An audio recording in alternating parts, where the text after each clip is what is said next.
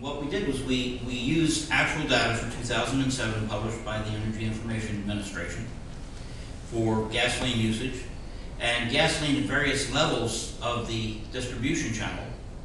And then we looked at the price of ethanol at the plant level and calculated that last year in 2007, Missouri consumers saved 7.7 cents a gallon with an E10 blend.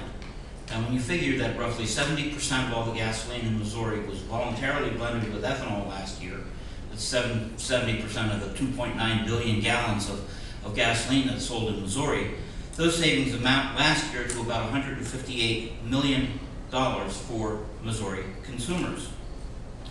Now, when you factor in actual prices year to date for 2008 for gasoline, for the margins that are in place between the rack level and the distribution level and then at the retail level, and ethanol prices, we estimate that the average savings for Missouri drivers, Missouri consumers, if you will, for 2008 is going to approach 10 cents a gallon, 9.8 cents a gallon.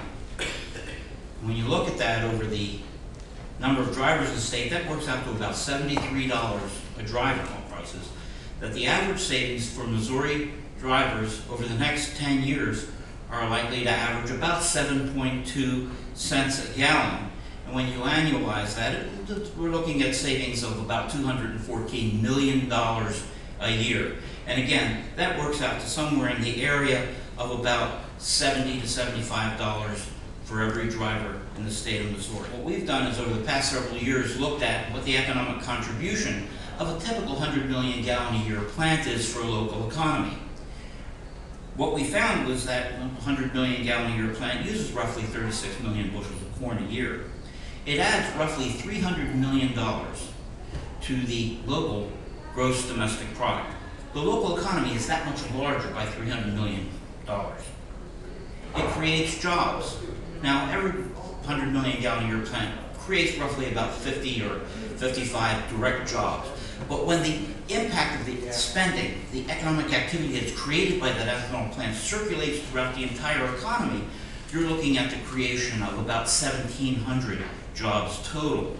So it's really a job-creating engine.